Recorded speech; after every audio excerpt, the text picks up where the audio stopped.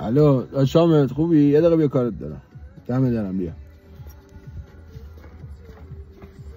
السلام علیکم داشامت. خوبی آقا؟ بابا صبح چی میگی؟ بابا بکش یه دور بزنیم تو خیابون. دوه چری؟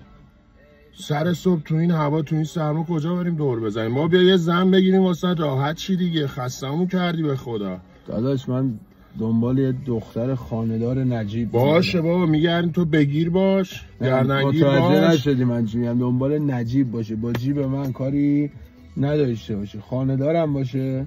یعنی چی؟ یعنی خونه داشته باشه. چی دیگه چی میخواد؟ یه آپشن هم اضافه شد، مثل ماه باشه. بابا ول کن، اونو بیاد صبح بره. همچین چیزی باشه که من یه دونه دیگه میگیرم خودم. موندم به جونت خواهم از درد تنهایی تو